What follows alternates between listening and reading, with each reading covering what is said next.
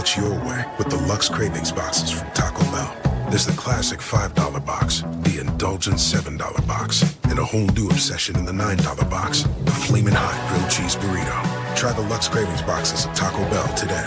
Hey Bronco Nation, this is Boise State football wide receiver Ben Ford. I've had to face some setbacks on the field this past season, but toughness isn't about staying down. It's about getting back up. I am proud to represent Lithia Ford of Boise, where you can find the largest selection of Ford trucks that are built tough and, like me, handle the hits and keep pushing forward. Come check out the incredible inventory and competitive pricing at Lithia Ford of Boise. And when you buy here, you're not just getting a truck, you're supporting Boise State athletics and Lithia Ford NIL partnerships. Come see us at Lithia Ford of Boise, where Ford begins in Idaho. Find your sun with Sun Cruiser Vodka Iced Tea. Made with real iced tea and real vodka. Cold, refreshing, and made for moments like these all year long. Let the good times cruise with Sun Cruiser. As sports fans, we may cheer for different teams, but there's one thing that we can all agree on. We want the game to be big. And with 3 levels, 30 cabanas, a 143-foot screen, 6 clean pools, and endless cold drinks, it doesn't get any bigger or any better than Stadium Swim in Las Vegas. All sports, all seasons. It's more than a pool deck. Stadium Swim. It's the only thing like it in the world.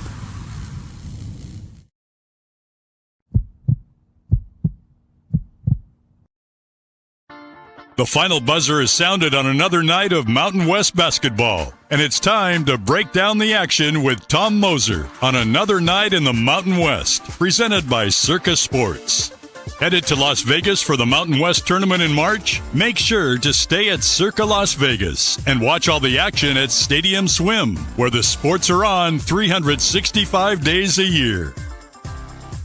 Another night in the Mountain West has interviews, analysis, opinions after the final Mountain West basketball game of the day wraps up. All BNN broadcasts come from the Sun Cruiser Studios. Sunny days call for Sun Cruiser Vodka Iced Tea, made with real iced tea and real vodka. It's refreshingly smooth and easy to drink. Crack open a Sun Cruiser and let the good times cruise.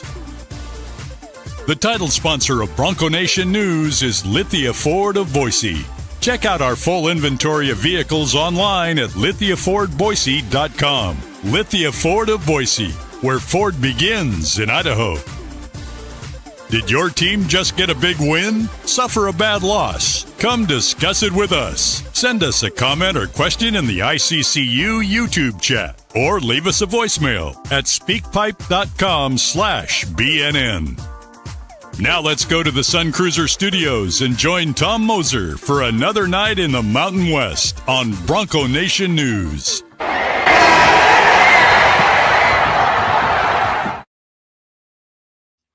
What's up, everybody? You are here on another night in the Mountain West, Sunday, March 22nd, I believe. Season finale. So, unfortunately, just like that, the season is over. Yes, I know we have 2 teams still playing in the NIT, and I hope they play for a few more games. I have to look at the schedule to see when those games are.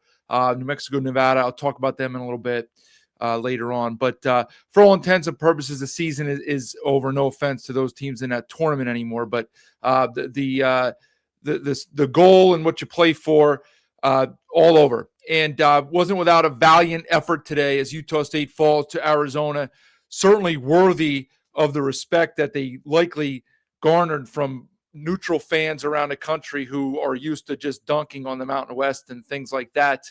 But look, Arizona is one of the 2 or 3 best teams in the country, have been all season, along with Duke and Michigan, like without a doubt, right? I think they were one of the last 2 or 3 teams to lose a game. Ran through the Big 12, which was one of the 2 or 3 best conferences in the country, just beasts up and down the lineup.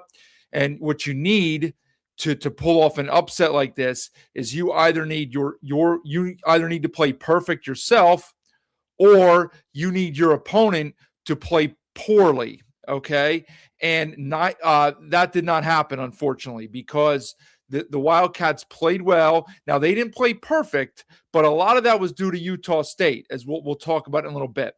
So, this will be our last episode of the season.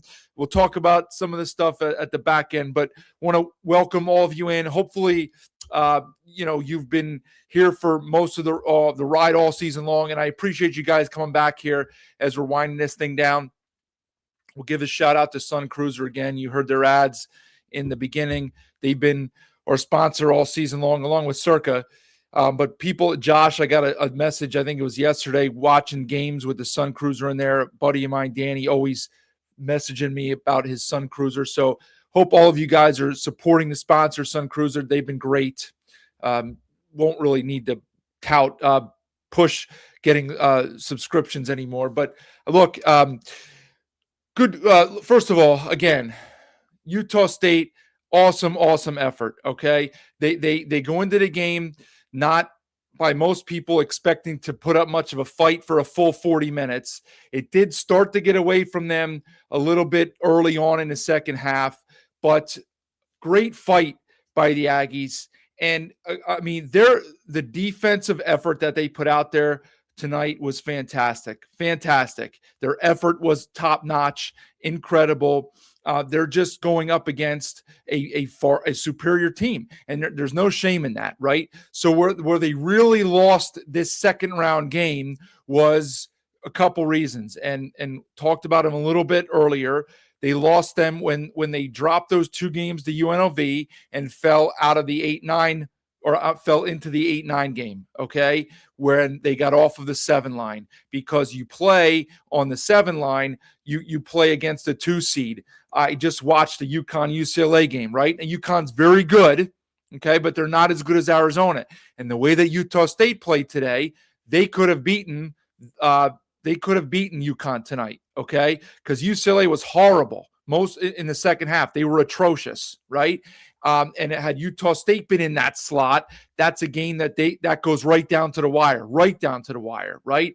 Maybe not Purdue, okay? And I can't really think of who the other two. Iowa State may have been a bite too big as well, but we'll never know. But they lost that game in two places. One, not getting out of the 8-9 game, right? And two, they lost it in their non-conference scheduling to have them seated where they are, same as 2 years ago.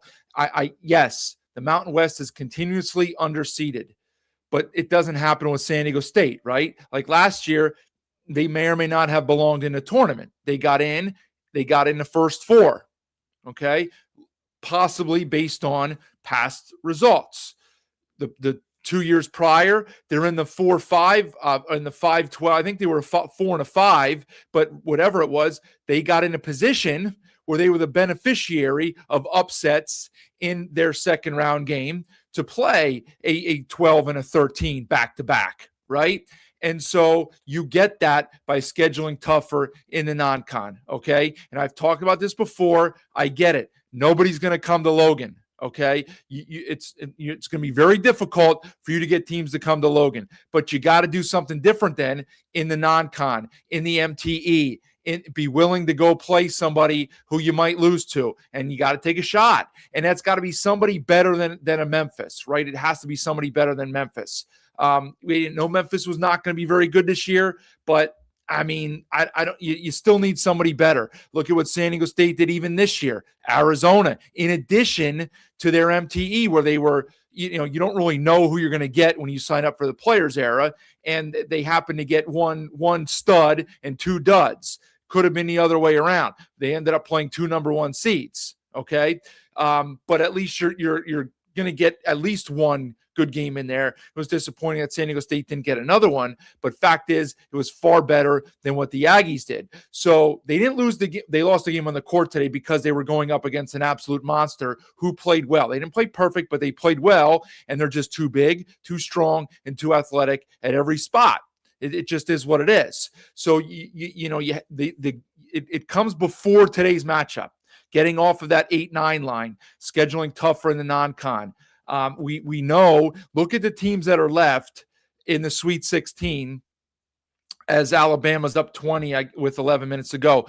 One true like Cinderella. They're not even really a Cinderella, but one team that stands out above the rest as far as like not being a completely NIL driven monster, and that's Iowa. Okay. And Iowa has an incredible basketball coach, and it took like a series of mishaps of zero clue what Florida was doing down the stretch there to lose that game. Otherwise, we'd have like the chalkiest of chalk here, and just like completely NIL and power rosters, the salary cap, what people complain about in other sports when the big money teams just spend and spend and spend, I guess baseball, and the smaller market teams don't have a chance. Well, that's kind of what you see here, right? Like Utah State will not be able to compete with the war chest of a Duke or a Michigan or a fill in the blank for most of the teams left in this tournament, okay? There's very few programs that do roster building anymore the way that it used to take place. It's hard to do. Michigan State to an extent does it, right? I guess. But otherwise you can't do it. You got to go get players.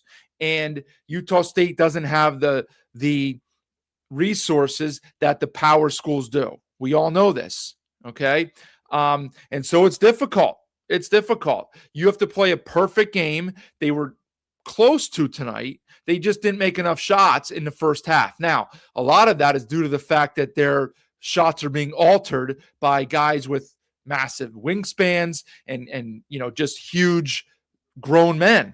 We saw that when the Aztecs played them, I don't know, 2 or 3 months ago now. I guess it was probably 3 months ago. Crazy how fast the time goes. But when they played in that early mid to late December game in Phoenix, you saw how imposing they were defensively. I didn't watch them much since then, maybe a little bit of a couple games in the Big 12, but like they're just dudes. They're dudes.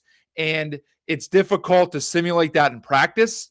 You don't play against that in the regular season in our conference. As good as we have good athletes in our conference, but these guys are at another level. And so like Krivas today, he was like a combination of like Bill Russell and Will Chamberlain, blocking shots, getting offensive rebounds. I mean, you're outsized. The Aggies, their defense again was incredible. For all the Calhoun doesn't take a lot of heat, but for all the sometimes criticism about their defense, like that, the last 2 weeks from the Mountain West Conference tournament on through these two games here was phenomenal.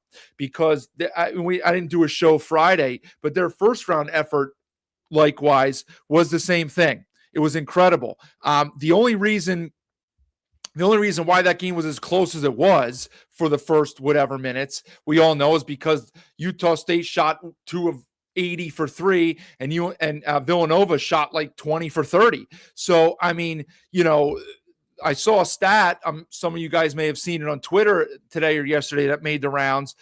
Villanova was only the second team in like the last 40 years, 35 years or whatever it was, to lose a game in the tournament while making X number of threes and holding your opponent to X number of threes. Like the 3-point differential in that game was 14-2. So that's 42 points to 6. Utah State got outscored by 36 points from the 3-point line in that game and won the game by 10. Like that tells you how well they played. That does not happen. It doesn't happen. Okay. And it happened on Friday because they played incredible, and they played great defense in the conference tournament, and they played incredible defense tonight. But it's not easy to rebound when you're going up against, 5 Goliaths, right? And you might have 2.5 Goliaths. So it's not easy. Like all of the shots are contested. You're rushing them a little bit. So even when you're open, you're kind of like, you're looking out of the corner of your eye and you're worried about somebody coming out of nowhere to block the shot or to kind of get in your grill. And it's just, you're rushed.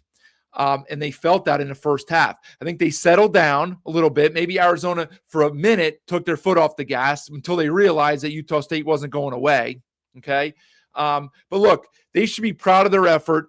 certainly miles different from 2 years ago when they looked like they didn't belong on the same floor with Purdue on that Sunday afternoon. And again, I mean, look, normally, like I don't care if you lose by 1 or by 30, you lose. It's not a big deal. That certainly was not a great look. But again, it's a team that went to play in a national championship game, and they were in the national championship game against UConn for a large part of the way.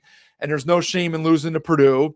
You would have liked to have shown a little bit better 2 years ago, but tonight, like, great effort. Okay, nothing to hang your heads about at all. You win a tournament game for the second time in 3 years at being underseeded again. Okay, you win 2 championships this year.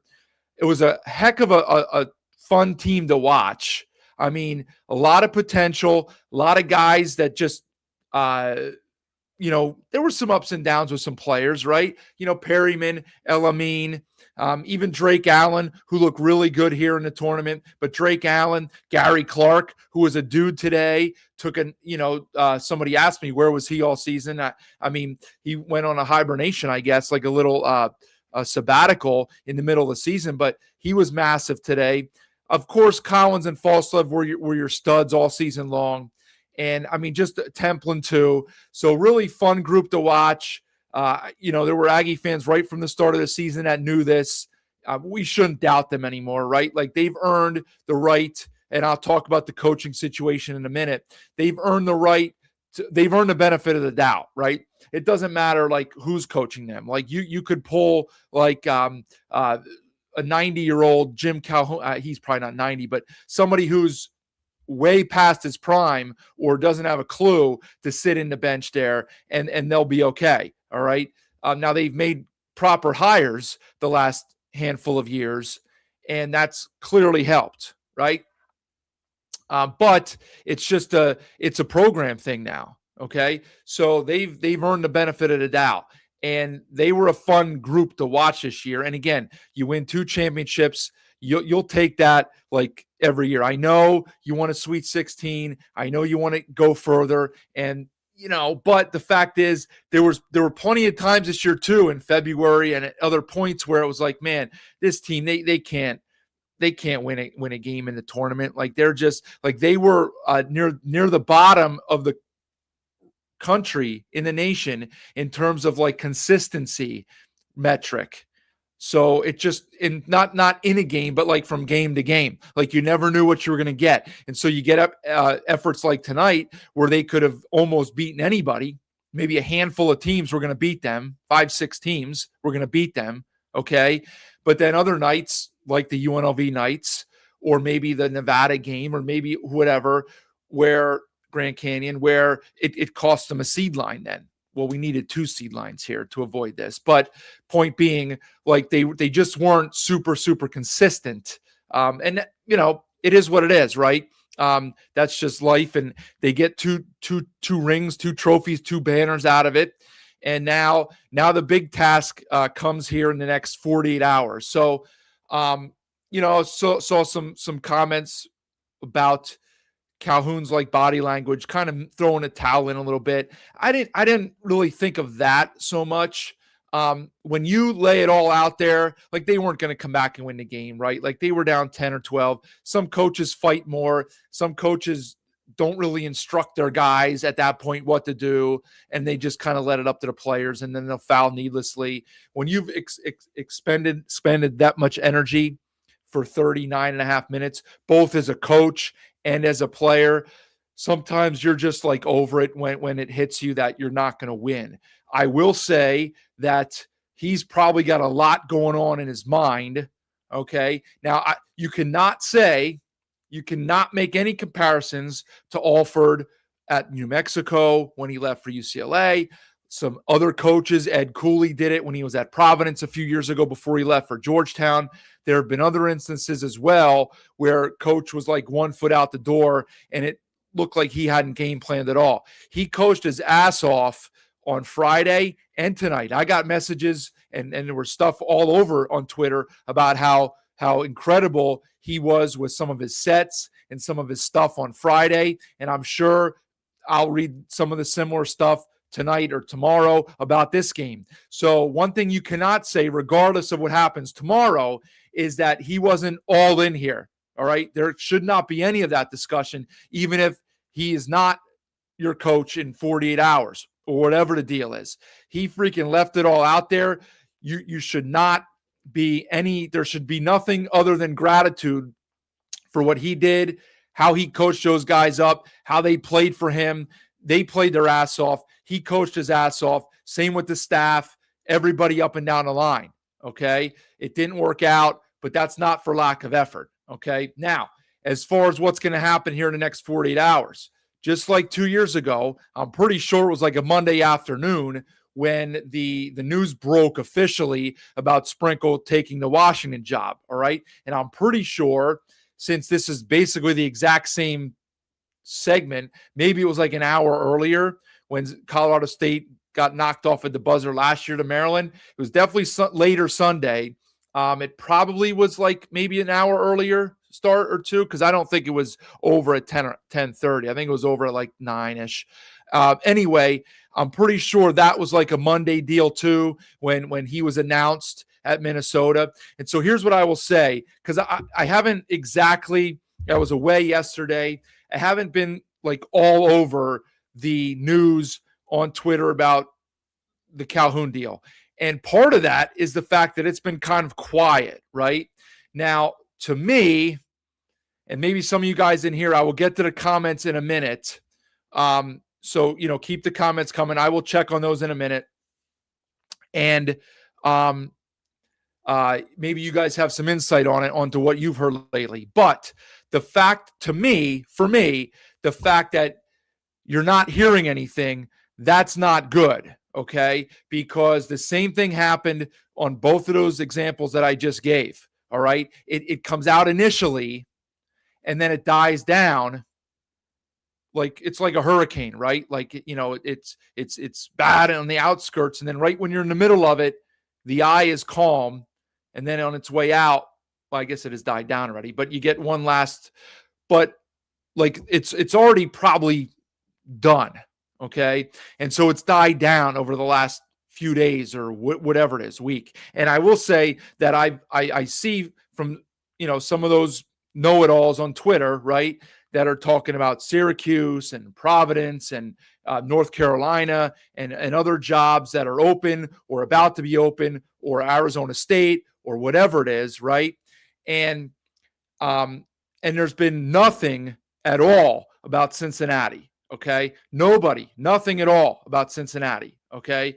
And so what that leads me to believe is that we're looking at the very similar like situation to the last 2 years. Like this was a done deal.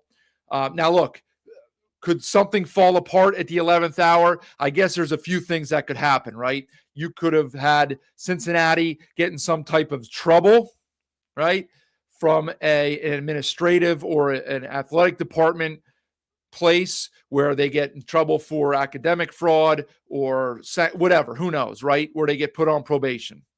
Or Calhoun wins tonight and they keep playing and he takes them to a Final Four, and then who knows, right? Who knows?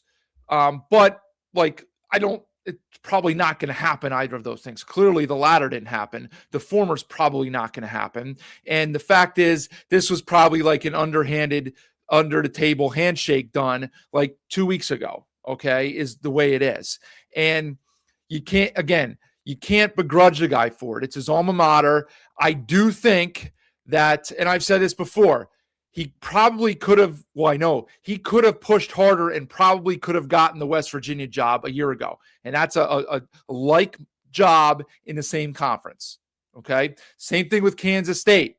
He probably could have pushed harder and gotten that job. No offense to Ross Hodge at West Virginia right now. And no offense to the Alexander guy. I think his name's Casey. I don't know, from Belmont that got the, Kansas State job. No offense to those guys, but most people would hire Calhoun before each of them, right?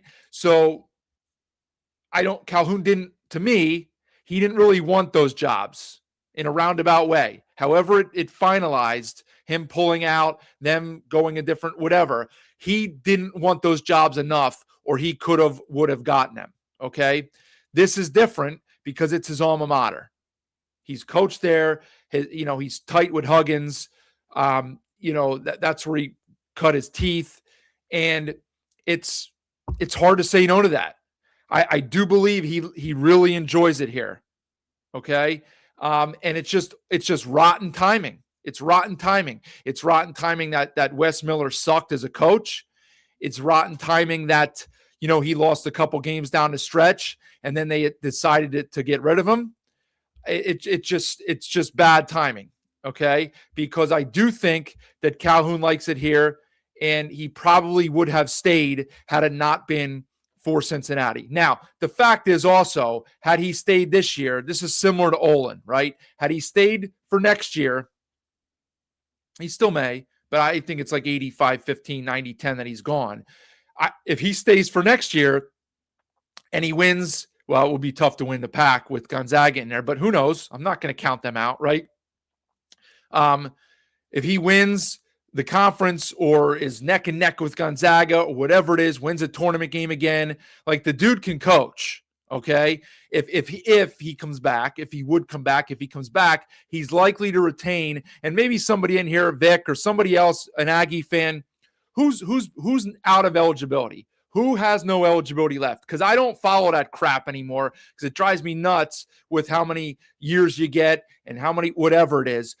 I know Falsov has another year. I know many of the guys do. Who is out of eligibility? I will get to the comment in a second here. Who is out of eligibility and not able to return for this team? Is it Collins? Is it Clark? Guys, like, who's out of eligibility? Somebody got to tell me here because I should have looked it up, but I don't like doing that because you can never get straight answers anyway. But if he would come back, they could likely retain a fair amount of the roster here and attract a good player or two to fill in a piece or two that's missing. To an extent, again, they can't fill a roster like Kentucky can, but they can sure as heck fill it up better than most of the other schools in the pack. Okay, next year.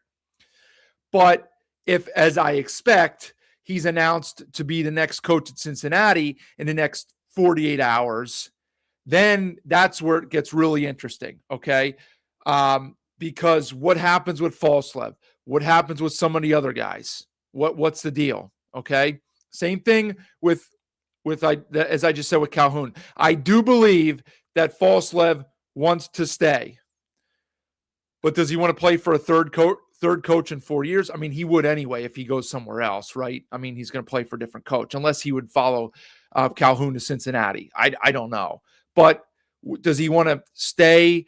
I don't know. I don't know. You're going to hear people say it both ways. Like, he's an Aggie. He's from here. He wants to be here, blah, blah, blah. I get all that. Okay. He probably does not profile out as an NBA player. So here's his opportunity to earn like a legit bag of money more. I'm sure he'd get a nice bag here in Logan, but a bag and a half that he couldn't get in Logan somewhere else in the Big 12, in the Big 10. Okay. And so that's what's going to be really telling what happens with those guys. All right. Maybe part of it depends on who the coach is. I don't know. And I did hear a couple names. You hear some names thrown around and it's just been kind of speculative so far. Obviously we'll see what happens tomorrow or Tuesday. And then you can kind of dig in a little bit more, but we'll see. Cause that's the important stuff. I mean, again, you like to have Calhoun back, but you would have liked to have like Odom stay and Sprinkle, right? Now we know like Sprinkle hasn't had a great 2 years up in Seattle. Okay. Hasn't gone well for him at Washington. He's in a brutal conference. It's out of place. It's not only a basketball school and the guy's a good coach, but he's in a conference loaded with good coaches. Okay. Odom did a really nice job this year, got a 3 seed in the tournament, won a game, took Duke to the wire in the ACC final, finished runner-up in that conference, lost to, down the stretch today. They really were not better talent-wise, despite the seeding, than Tennessee. The end of that was going on as the start of the Utah State game, and I had both screens there next to me so I could kind of watch both, and I was ready to tweet out how they pulled that game out, that like coaching won that game because he ran circles around Barnes, like Rick Barnes. There's a reason that guy chokes every year. Odom, great job, and we'll see what Calhoun does if he leaves, but the fact is, what's to say that they don't get somebody else that can succeed here? Nobody in Logan or Mountain West circles knew who Jared Calhoun was 2 years ago. He was at Youngstown State. He had zero ties to the area. So a great job by the administration of Utah State, which has turned over since then, but they found him right out of wherever. Same thing with Odom, right? So Sprinkle was a little more regional there up north in Montana at Montana State, but the other two guys were not. And so who knows where they go, what they do. I'm getting ahead of myself because it's not done yet, but I'm assuming it might be done. We'll see. All right, let me get to some comments here. Yeah, Vic, when Memphis was scheduled, they were supposed to be good. I know. So it's unfortunate. I get it. Yeah, but they need to schedule better. Yeah. They're getting resources, so you're expecting better recruiting. That's good. So Vic here with some inside info. So yeah, assistant coach Hout took the Tarleton job because he was told Calhoun is not leaving. He wanted a Utah State job. I mean, that sounds nice in theory, Vic, but okay. So Vic, Falslev and Templin are back. Collins, King, Keller, Allen. Yeah, Allen. I knew Allen was gone. And I thought Allen and Clark were gone. I figured Collins was gone. I did not know about King. I was hoping King was back. Keller, you can have Keller. I mean, he played a decent role this year, but he's replaceable. Allen, Clark's replaceable, even though he looked great tonight. I mean, a lot of these guys are replaceable. MJ's clearly not, right? Yeah, El Amin and Perryman are back, and then the young guys are back too. Falslev and Templin will be upcoming seniors. Yes. Yeah. So Falslev was given a house and $1 million to stay last year. Well, they might have to double that, Vic. I don't know. I appreciate all your information.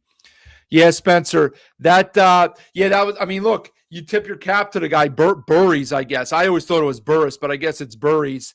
Steve Ivey told me he played on the same high school team as Isaac Williamson and a couple other guys from the conference. I think it was Walker, the freshman for Nevada, and one of the guys at CSU, Slater, who doesn't get a lot of run, but they were all on the same high school team in California. Not a bad team, but I mean, look, that's why guys like that go to Arizona. Like, that's a ridiculous shot, but it was pure, right? And there's a reason that guy averaged double figures and was a stud freshman. So tough. I mean, you just have to tip your cap to the opponent in that moment.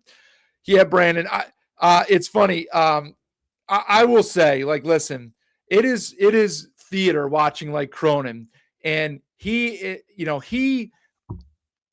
know an official he's retired now, but used to do games when Cronin was at Cincinnati, and he would tell me the stories about how Cronin would MF his guys like nonstop. You can just see it, man. I guess like that he gets the message across to them that he does, that it's just like part of his shtick, and he does care about him, because they do largely. Now they kind of went in the tank the last 4 minutes tonight, but that was a credit to UConn. But man, he rides those guys probably harder than any other coach in the country. Like, honestly, he does. Like, he is all over those guys. And as for that tee, Brandon, like, it was odd because he was just clapping. There really was no foul. They showed the replay. He was just clapping. And that's one of those where, like, look, he knows damn well what he's doing. Like, he can say all he wants. I didn't say a word. He knows what he was doing. He's trying to clap to show up the official, like, hot, good job. You made a great call.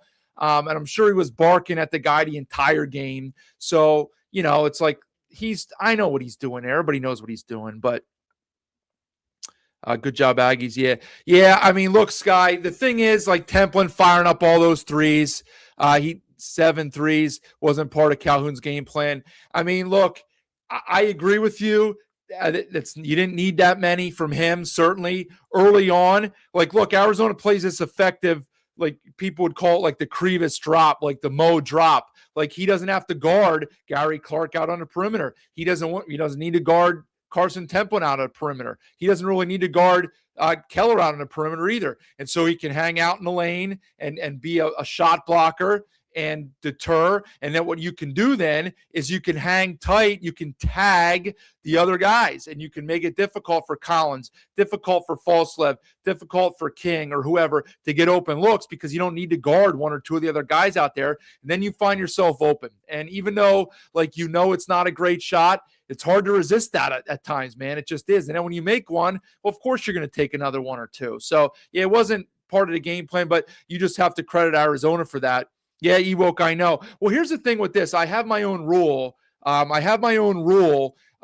the NIT, and that's why I watch Wednesdays. Although, first thing, I don't know how it happened, because earlier in the year in the non-con, I was watching games on ESPN Plus the whole time. Now I tried to go in there, and it's not even my account. It's one of my buddies, so maybe he got restructured or something. But I tried to go in there and watch one of the games the other night on ESPN Plus, and it wouldn't let me. So I couldn't even watch it. But I have a rule where I won't watch NIT games when the tournament is on. Like, that's just my own rule. So you guys can laugh at me. It's kind of stupid. I make dumb rules that I enforce myself.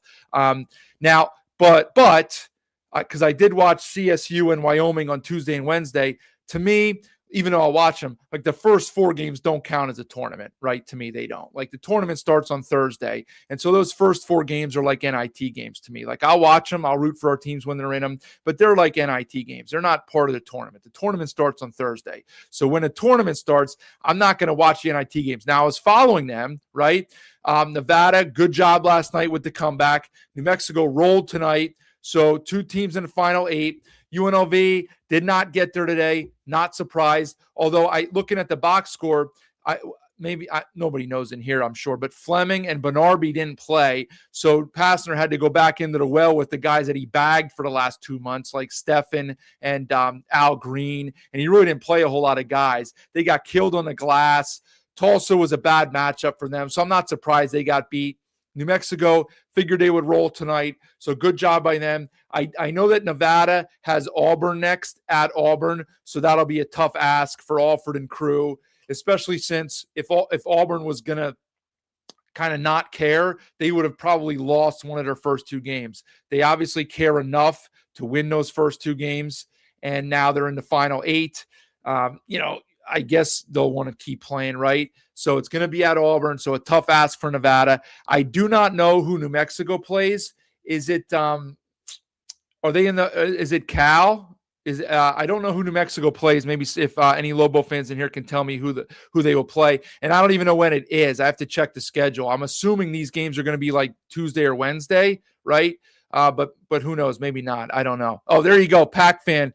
New Mexico Tuesday, 6 Pacific, so 9 Eastern, 7 Mountain on Tuesday. And now I will assume that with no other stuff going on, that those games, I mean, there's only 4 games left with 8 teams, and they're probably going to run them on 2 separate nights. Those games should all be on either ESPN or ESPN2 or ESPNU. So I would think like all 4 of those games will be on. So I'll definitely watch them. There's no doubt I'll watch it. I'm glad they're having success, both of those teams. I hope they both win. I'm not going to do shows for them afterwards, but I'm glad they're playing well, and get some extra games in. So happy for them. Nathan, appreciate you being here. I guess I missed this a half hour ago. So when you watch this tomorrow morning, appreciate you covering all the teams this year. Have a great year. Hopefully we hear from you again next year.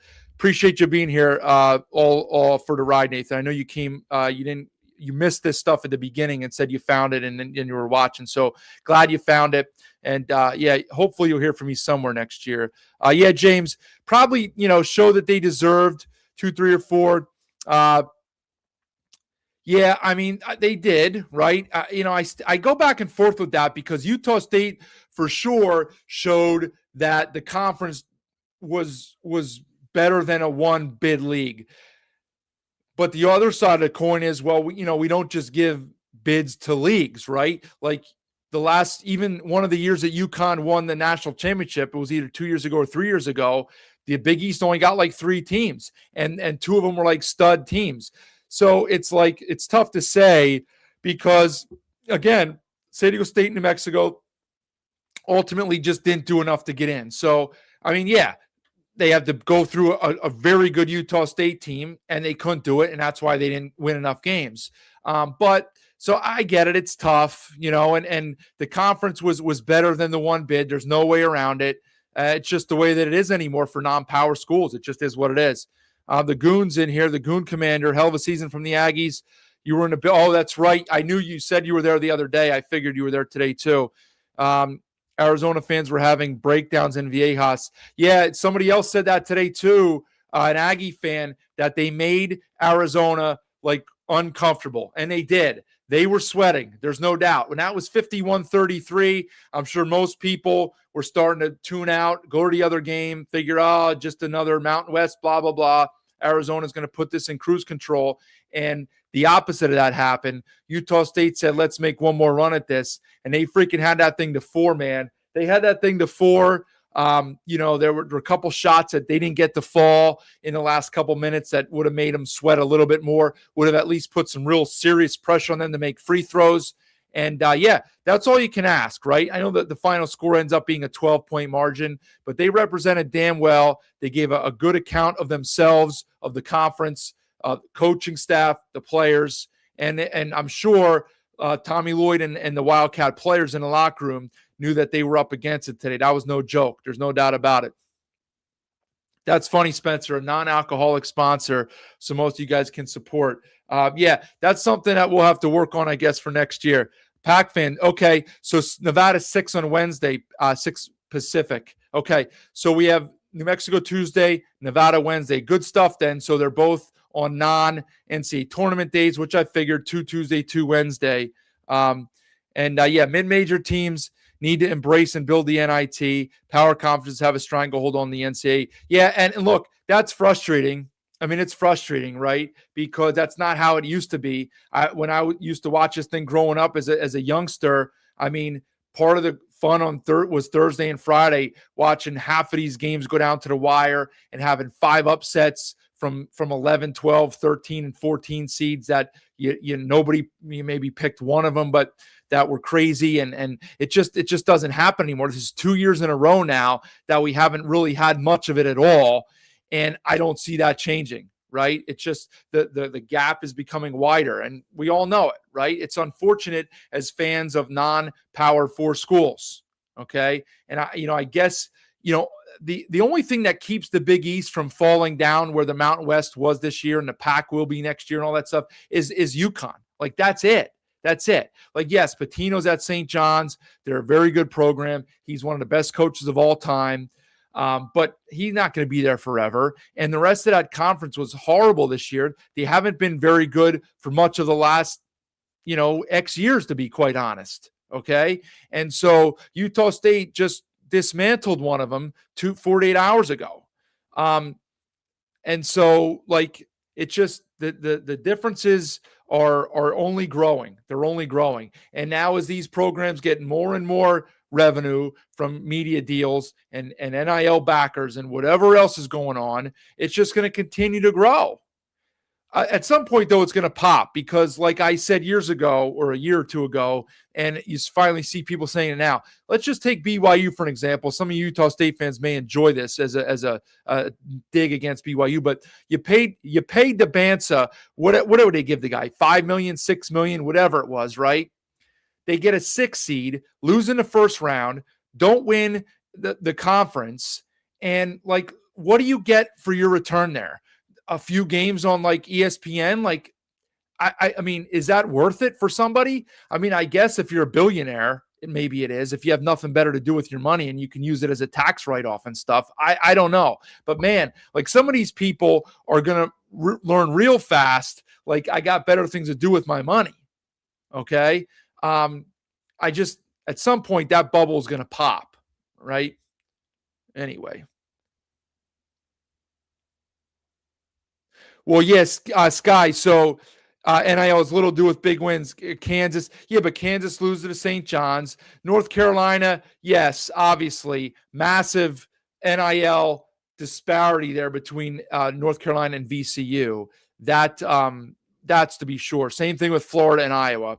BYU, but BYU lost to Texas. Texas is the largest athletic department in the country. So, like, I know BYU is a huge NIL, and Utah State's 3 million. Yeah, if that. I don't even know if it was that high. Do you think any teams out west would schedule Utah State, or do you think they'll have to go east to find a non-con opponent? I mean, well, listen, here's the thing. I don't know. Like, look, if San Diego State has Arizona on speed dial, it's going to be difficult to get Arizona to agree then also to play Utah State, right?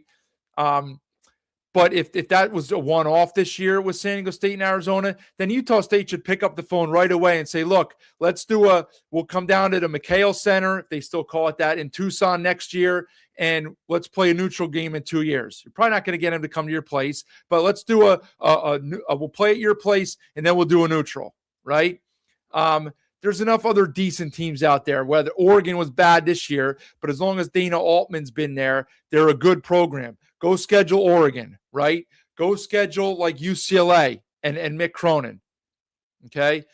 You go to the Midwest somewhere. You go schedule Texas Tech. Wyoming scheduled Texas Tech. I mean, some of these schools might not play you, but you have to make some calls and try. You have to try.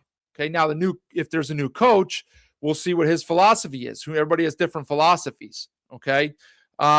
Hefty, all the Aggies main dudes played well today. Allen, MJ, Falslev, El Amin. Bench guys were great. King was good. Yeah, Perryman, who I've been hard on Perryman lately. Clark was obviously a beast. I've been hard on Perryman lately. I was worried when they were playing really hard the first 5 minutes, and then he started to sub guys. And I was like, let's see how this goes. This might need to be like if you watched the Siena Duke game on Thursday when McNamara went iron 5. I don't even know if he did it for the full 40 minutes or if he subbed somebody out in the last minute when somebody fouled out or whatever it was. But he tried to go iron 5 because he had no bench. And there's such a huge difference between his starters and his bench. And so that was his way of staying in the game. And I was thinking that maybe Calhoun would have to do that. Maybe not to that extent, but like really shorten the bench minutes today. But Perryman was good, and the rest of the guys were good there too. Tough matchup for Templin today, right? I mean, he can get away with what he likes to do in the Mountain West. Not so much against Arizona when those guys are like bigger, faster, and stronger, right?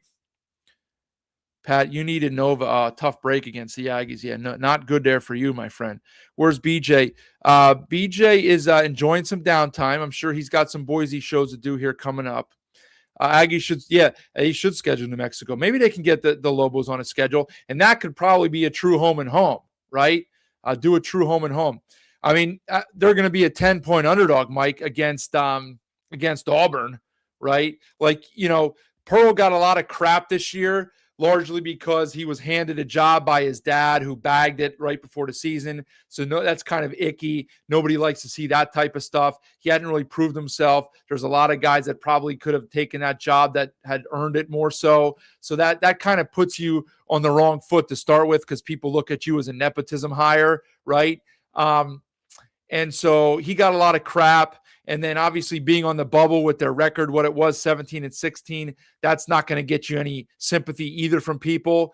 But I will give them credit for two things. One, for accepting the bid to play in the NIT when all the other schools were too good to do it. So credit to them for showing up to play in the NIT, and then credit to them for showing up literally and then figuratively showing up and playing hard in both of their first two games. Okay, because not everybody did that. That's a common thing going back years in the NIT. When you're disappointed, you don't show up. Even if before teams were bagging it, they just mentally wouldn't show up. It happened the other day to UC Irvine. Maybe CSU a little bit against St. Joe's, but Irvine against UNLV the other night, they didn't show up. They lost their conference title game last Saturday in the final seconds, didn't make the tournament. Now they go play in the NIT. There were about 1,000 people there against UNLV on Wednesday night or whenever it was. They didn't show up to play in that game. I mean, they still almost came back and won because UNLV did their normal collapse in the second half, but Irvine didn't show up to play. So credit Auburn for showing up to play. They'll be probably close to a 10-point favorite in that game. I didn't watch either of Nevada's games. I just looked through the box score. they'll have a chance to win because Auburn doesn't play very good defense. They're not a great defensive team. And Nevada, if their guys are ready to go, moving and, off screens, Camper and all that, and Price wants to bang inside, they'll be able to score some points if they're making some shots. But they're going to be out athleticized, and we'll see how that goes. So I don't know that you get much of a home court advantage for Auburn. So it's just how will Nevada travel. So we'll see. We'll see. Collins and Falsell have fantastic seasons, 100%. Yeah, they were fun to watch. Zone went on to run off Templin's poor play, started the second half, ill-advised three, doesn't find the ball in transition, leading to a layup. Bad shot next time. Yeah, I mean, I'm not going to disagree with any of that stuff, Hefty. I mean, look, when you're the underdog against a very good team that's playing good basketball, you don't have much margin for error. I hate to lay it all at Templin's feet. Those might not have been super plays by him. But look, he's being sped up to the way that all of them are, and stuff goes faster in your mind there. You're not playing perfect. Yeah, they were too tight early on. Yeah. Chances that Calhoun stays, I think. Oh, let me say this. It's probably 10%. And here I mentioned one of the things about the on Twitter, the talk about the other schools and no talk about Cincinnati. So there's and I like to look at this stuff for entertainment purposes and for information purposes. There are websites that your gambling websites that have, believe it or not, have odds on schools and their next coaches. Okay. Now, not every school, but big name schools. So as an example, like a week ago, who's the next Syracuse coach? And then they would list like 10 guys who they might think get the job, right? Same thing with Providence, whatever. So I think it was before the tournament started. Before the tournament started on Thursday, there were like 6 schools that were listed, maybe even 7 that were listed that had next coach, right? Kansas State wasn't on there because they're already filled, and several others weren't on there because they were filled. Okay. So you have like Arizona State, you have Kansas State, you have Syracuse and Providence, like I mentioned. I think Georgia Tech was on there, and they've now since filled. There were a couple others on there, and I can't remember who they were, but Cincinnati was not on the list. Okay. And they're open, like they don't have a coach.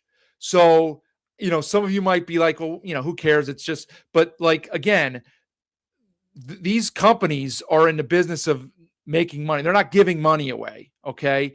And for them to not have the Cincinnati job listed when every other job of a power school is listed kind of tells me that they already know that it's like a done deal. Okay. So take that for whatever you want to take it for. All right. I just like reading the tea leaves. I just think that it's kind of almost a foregone conclusion. Can Nevada win? Yes, but not good on the road. Auburn's top seed. Yeah, Nevada not super on the road. Happened on a Monday for Patino. Oh yeah, Nicola. Yeah, Patino left. I've said this. I've said this before. Patino was out no matter what. He was going wherever. He would have taken a job at. He would have done what Odom did and gone to a VCU. Honestly, he would have taken VCU if he didn't get the Xavier job. Because remember, like people were talking Nova, and that didn't work out. I think Nova chose Willard instead of Patino, and he kind of backfell then into Xavier. But he had feelers in at VCU. That's not a power job, but he didn't want to be in Albuquerque anymore. I know that's hard to hear, but he just didn't for whatever reason. His wife, West Coast, not a big city, not this, wants to get closer to the East Coast. All those things probably were in play, but he was gone. And yes, but it did happen on a Monday when all this stuff broke down for Patino last year, 100%.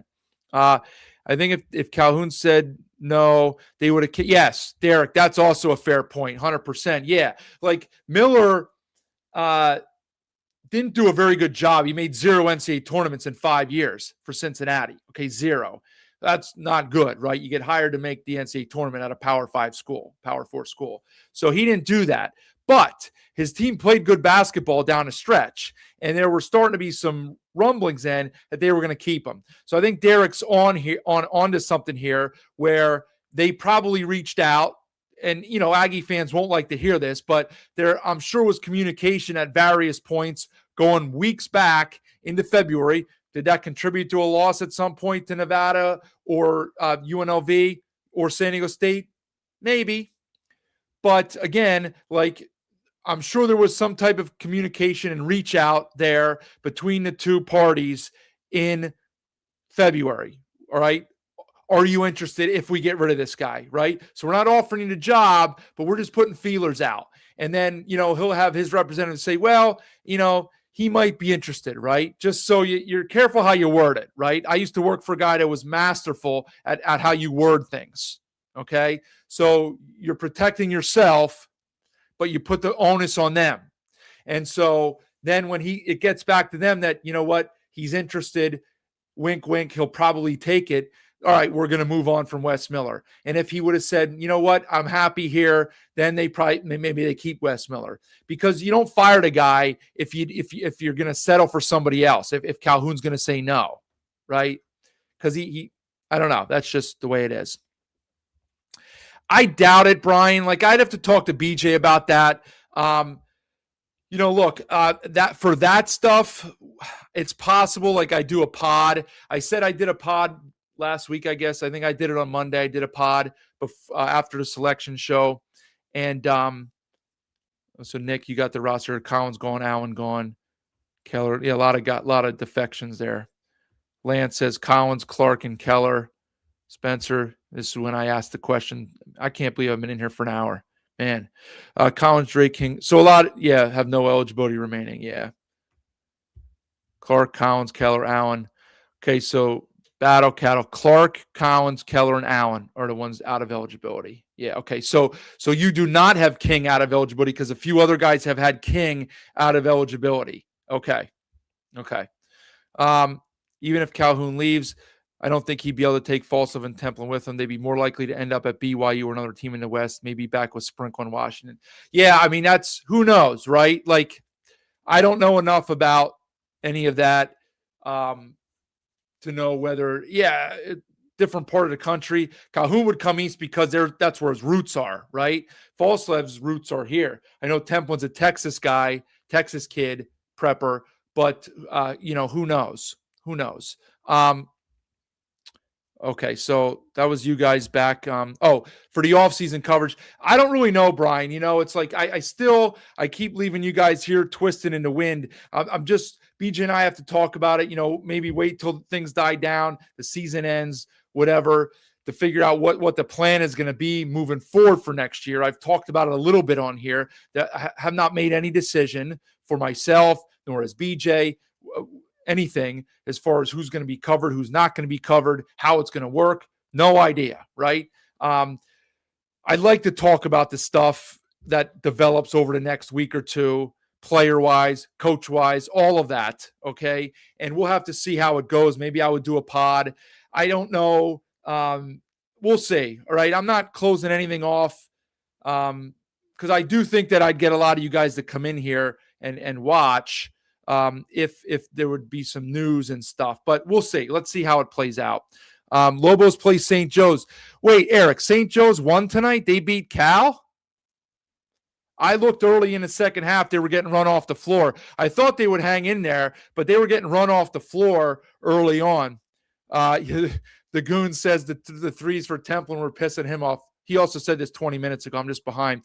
Yeah, Goon, you're correct. Cronin's a psycho, but he's good for the sport. 100%. It's theater. I mean, it's theater. Like, he is entertaining to watch. And by and large, his guys play hard for him. Like, he rode Dent hard, and in the middle of the year, Dent was not having a super year.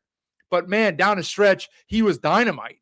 He was dynamite down the stretch. He got them up to a 7 seed. He got them to the semifinals of the Big Ten tournament, right? They did it. They did a lot of this without their big guy. They won the other night. Bilodeau out. Maybe they win tonight if Bilodeau's in. Nevada for next year has Weems, Rollins back, Comer, Camper, Armo Trading, and Coleman are out of eligibility. Yeah, you better hope, Mike, that Weems is back, because you never know, right? You never know. St. Joe's did win, Steve. Holy crap. I guess that's why I should pay attention the last 15 minutes. Tenet played well. Albury didn't play. Oh, geez. Okay. Interesting. Well, he's got a few days to rest now. Hopefully he can get better. Goon's insight on Calhoun staying. You were at the open practice, told Calhoun he needs to stay, and he gave you a thumbs up. Well, that's good job doing yeoman's work for the conference. I mean, look, I think this, and I was hard on Patino often in here because I think Patino's your Calipari type of guy where he's a recruiter and he's not much of a game coach. Now, look, he won 2 championships the last 2 years. He won a tournament championship 2 years ago, and he won the regular season last year in a very good league, in a 4-bid league that had 5 very good teams.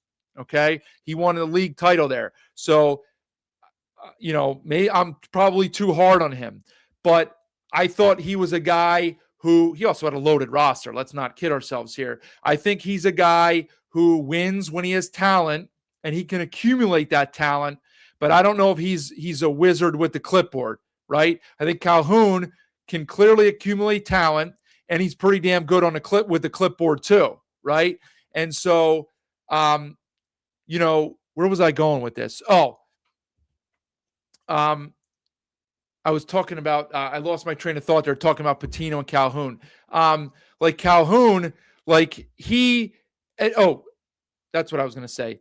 I've been hard on Patino, right? And I'm not I'm saying what I believe, right? It's not a knock on the Lobos. It's not a knock on New Mexico's program. I hate to say it, but it's kind of a knock on Patino. He just wanted to go somewhere different. Okay.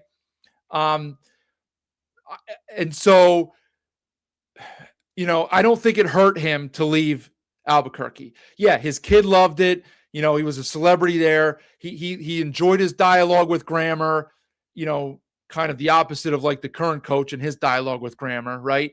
But he didn't, I don't think it was a big deal for him behind closed doors to leave. Okay. I do think it will hurt Calhoun to leave. Okay. I think he identifies what a special place it is in Logan with the fan support, with what they can do going into a league with Gonzaga. I think it will hurt Calhoun. I think he's, if it happens, he's doing what his heart is telling him because he's going back home. Okay. But I don't think this is easy for him. I think it's hard for him. And I think that plays in a little bit to some of that body language and some of the, like Braden said, he was down a handshake line with 25 seconds left and just wanted to get out of there. I think that's part of what you're seeing there. Okay. This is hard for him. This is difficult for him. I don't think he obviously wants to do it or he won't do it. Nobody's strong arming him into doing it. But I don't think he would have cried or thrown a fit had Cincinnati not gotten rid of Wes Miller, because he would have been able to stay here and see this thing through for another year. And let's face it, all these coaches are confident, right? I'm sure he's confident too, but you can bet your ass that Sprinkle was confident 2 years ago when he went to Washington. He didn't think he was going to finish 16th in the Big Ten or whatever it was 2 years in a row, 17th. So Calhoun's going into a freaking league with some dudes. Even if Bill Self retires, that's one of the winningest programs in college basketball history. They'll be fine. I promise you. Iowa State is a machine. Houston is a machine times 2. So if you think that Calhoun's going to go into Cincinnati, and I'm sure they'll have good NIL, but it still is not going to be top 5 in the Big 12. Okay. So it's going to be hard, and a dude can coach, but this is going to be hard. So everybody always thinks right away that, they're going to do great there. Okay. Look at Nico this year. It's not easy. He did a good job, and he still finished, 15th in the conference. It's freaking not easy, man. It's not. So I think this is very hard for Calhoun. I really do. I really think this is going to be difficult for him. Okay? But it is what it is. Mexico St. Joe's at 7. Can we get a show of them if a Mountain West team makes a final? Yeah, I'll have to think about that. Thanks, Brandon. Appreciate that. Yeah, when I know, you guys will know. I promise. Like, I'm not dragging you on just to kind of keep you here. I'm trying to figure things out on a lot of fronts, and so we'll see. We'll see how it goes. I figured you meant Rollison instead of Rollins. Yeah. I thought about that too. It's difficult when you're turning the coaches over because, yeah, I get it. There's no doubt about that. That's a problem. And that's the one area where the coaching turnover definitely is not ideal. It's fine that it's great that you can hire all these studs. Okay. Not every school can do that. Okay.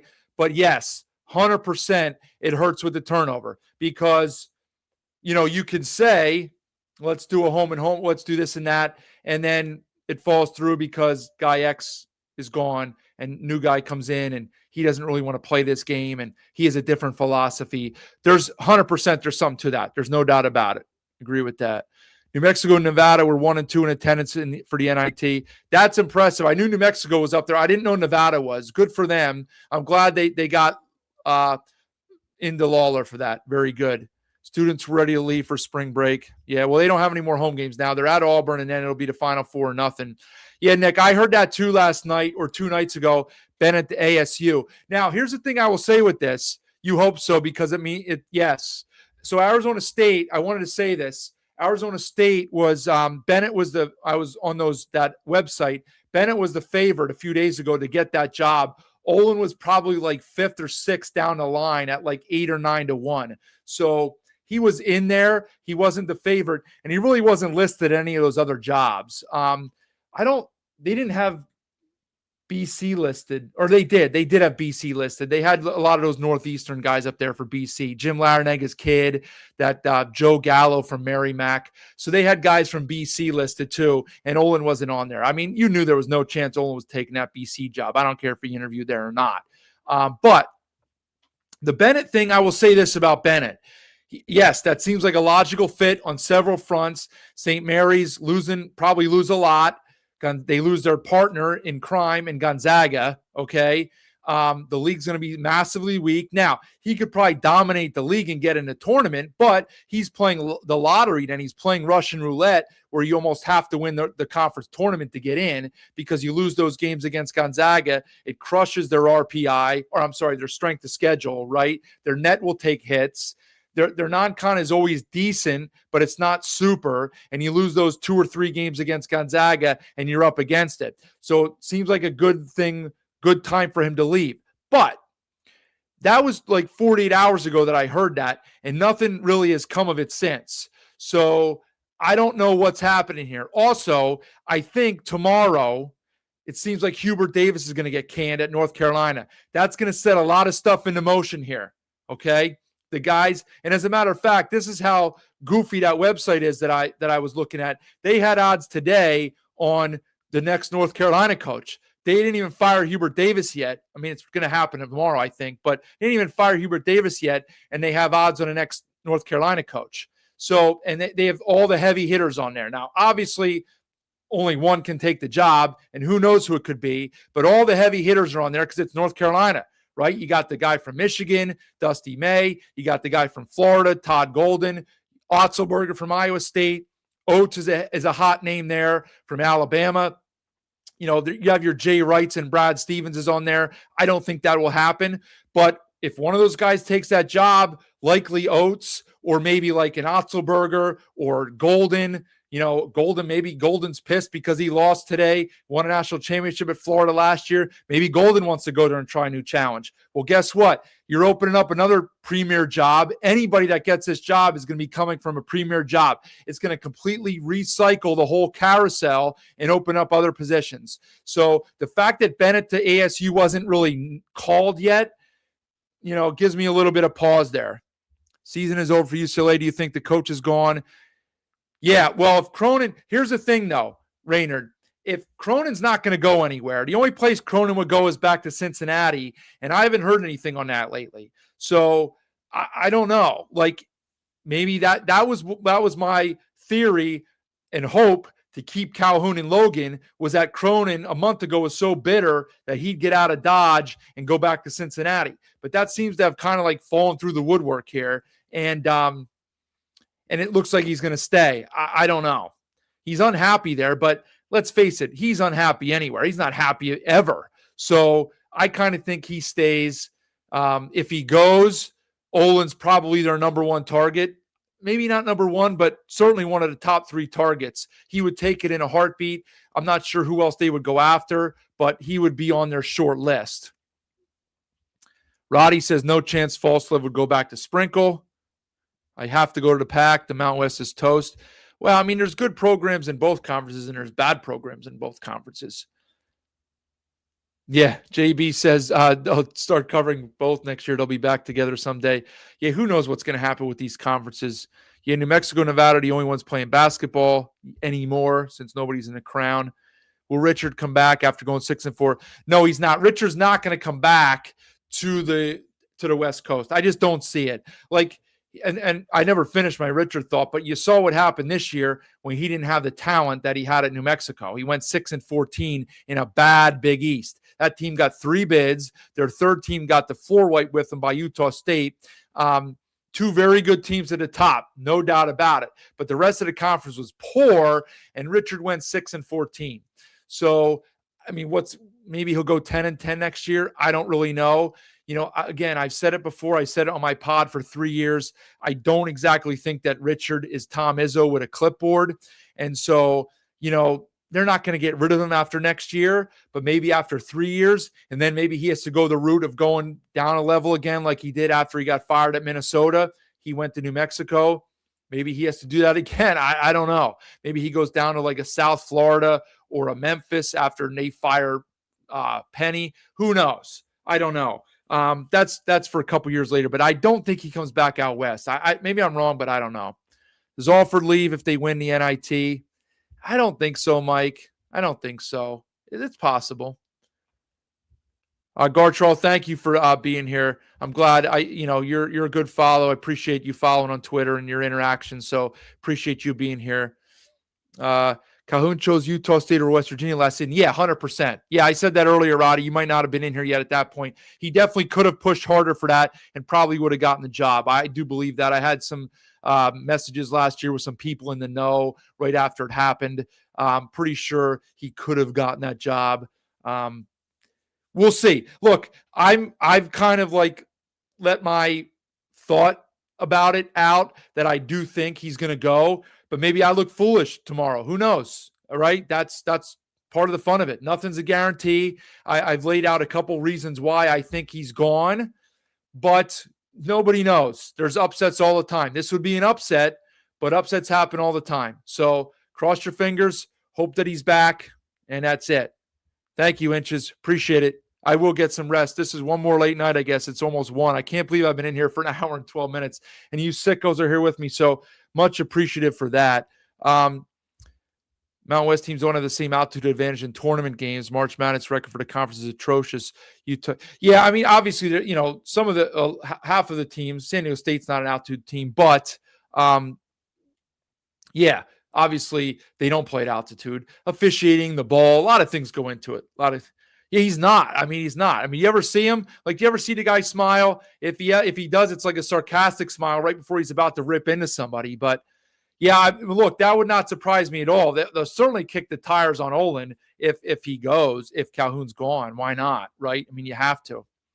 Patino's will be Big East. No way. Yeah, I don't think he does either. I do think though that if he wants, like, if he wants to slide into his dad's job at St. John's, he better pick up the slack the next 2 years, because unless Rick, and I don't even think it would happen then because he's got such a big ego, unless Rick wins the national championship this year, I don't think he's ready to bag it yet, right? And I don't think you can hire Richard yet, like for St. John's. Like, it's just he hasn't. I don't know. We'll see. Yeah, good stuff there for Nevada. That helps them out. Should help their recruiting out and stuff. But they need some like postseason appearances though, Mike. They need to get a win in the NCAA tournament. It's been since Musselman, right? Yeah, I wish they would do that too. Promotion, relegation. I wish. No chance. Why do you say that, Nicholas? I'm going to wrap it up here in a couple minutes because I gotta get a snack and get to bed. But I don't think there's no chance at that. May not seem like his type of place, but neither does Albuquerque. I don't know. Maybe not. Mount West teams usually don't get seeded with teams they match up well against. Yeah, well, it certainly doesn't help to go up against the 1 seed, right? One of the monsters. It's easy to say in hindsight now, but Florida was the weakest of the 4s, right? Compared to the other 3, they were all season. They went down today and took a strange series of events at the end. I don't know why Florida. When you're up 2, I don't know if you guys were watching that because many of you in here were probably just focused on the Utah State game. But when you're up 2 and there's 9 seconds left, here's your coaching clipboard TED talk for tonight. When you're up 2 and the other team's inbounding the ball with 9 seconds left, when you go back and watch that highlight that they've shown 800 times, why on earth are you know that they're going to, even if you don't know, you let Sturtz come in front of you and round off to catch it on the go, and you trail him. So already you're playing from behind, and then you leave the guy wide open in the corner for 3. Like, why are you leaving them open for 3 when all a 2 does is send you to overtime? Like, just like coaching malpractice there. And I think Golden's a very good coach. I think he's, I don't think he's the highest in terms of like on the morals and ethics scale, but I think he's a very good coach. But that was bizarre. Like, what are you doing, dude? Like, I know the guy made a great shot, and the Iowa coach is a wizard, drew up a great play. But why are you giving up a 3 when you're up 2? Like, if they make a 2, you go overtime, or you have 5 seconds to get a shot off. And then after they didn't have a timeout, and here we go again with my review thing. One more review tangent before I wrap this up for the year. Florida's got no timeouts. So they're screwed. They have to get the ball in and get a shot up with no plan or play, and they bail them out with a timing issue that they go to the table and review for 6 minutes. It's absolutely ridiculous. Stop with the reviews. I get texts from people all the time, and I don't read the other stuff on Twitter. Maybe people complain about it on Twitter too. If they're not, they should be. Like, it's a joke. Like, stop. Because it gave Florida time to draw up a play. Now, what the hell they drew up, I have no idea, because the guy dribbles down the floor into the paint and then they don't even get a shot off. So complete coaching malpractice in that last 10 seconds by Golden. But I know most of you guys in here don't care. It's just me going off on a rant because, like, I didn't tweet about it because I was watching the game, Utah State, but just bizarre. Anyway, all right. Yeah, very few teams match up with Arizona, obviously. You think since he would still be so high on Calhoun if he wasn't an alum? That's probably, yeah, I don't see why not, Roddy. I mean, the guy's done great things. And as I said at the top here, appreciate it, Magoon. I appreciate you being here and your kind words all throughout the season, your support, everything like that. Appreciate all that. I do think so. Like, people were raving about him. I got messages from guys that I haven't heard from in a while talking about how, like, impressed they were in other, in a roundabout way of saying it, with his stuff on Friday. There's all kind of stuff on Twitter out there about the stuff he ran and having his guys prepared. And I mean, you couldn't watch the game today and think anything other than, this guy's got his team prepared and they're freaking playing fantastic. So, I mean, if he was West Coast based, maybe not, but yeah, I mean, he's done a fantastic job, 100%. Do I see the Rams being able to keep Butler, Booth, and Rexsteiner? Could see a Bemba transfer. I agree with you on Bemba, Gartrell. I do. As far as all 3 of those guys, I would settle for 2 of them, to be honest with you. At this point, I would settle for 2. I think Butler and Booth are going to have their suitors. I think you can keep Rexsteiner and probably one of those 2. I think if you keep all 3, that's really good. I don't know if you'll be able to. So you don't think Olin will make a move again too hard with his family and not for another mid-major with similar or less resources? Well, you can hope. I hope you're right for New Mexico's sake. We'll see. The kid made a walk-off layup for the Johnnies, played for I heard that. They said Idaho on TV. Was it Idaho State? Yeah. I mean, that was crazy. With new arena, Nevada can get a leg up on scheduling. I wish they would. Alford doesn't exactly schedule the toughest in a non-con. Okay, he doesn't. He needs to step that up too. Since 2010, San Diego State has made 3 Sweet 16s, 1 Final Four national championship game. That year you beat the overall number 1 seed. San Diego State has 13 March Madness wins versus 12 for the rest of Mountain West. Yeah, absolutely, DJ. We all know that. 4 Sweet 16s. As a conference, the conference has made 8 Sweet 16s, 4 from San Diego State, 1 each from Nevada, UNLV, Utah, BYU, and we know Utah and BYU are no longer in the conference. Jason, you'll miss if final card of Mountain West next year. Appreciate the coverage over the last couple of years. Yeah, appreciate you listening. Maybe when Evans comes back. Yeah, that's funny. It's so crazy. Like Evans, he got paid. Yeah, there's no doubt he got paid, and then he didn't play the second half of the year at North Carolina because he just wasn't good enough. But I mean, those are the decisions you make. He got paid. He has the confidence that he can go play there, but I'm not surprised, right? I'm not surprised. Yeah, you don't want another Bronco. Yeah, that would be a double sting. I get it. Although you probably benefited in the long run football-wise as long as X stays for another couple of years. But, yeah, I get it. You don't want that. All right, listen, it's 1 o'clock. I got to get out of here. Sun Cruiser, I appreciate you guys all season long. Go get some Sun Cruiser. Support the sponsors. Okay. Anyway, appreciate all of you guys being here all season long. If you were here for 1 episode, if you're here for 41 episodes, it's been a blast. I can't believe it's over already. It's crazy watching some of those clips in the opening, and now we're done.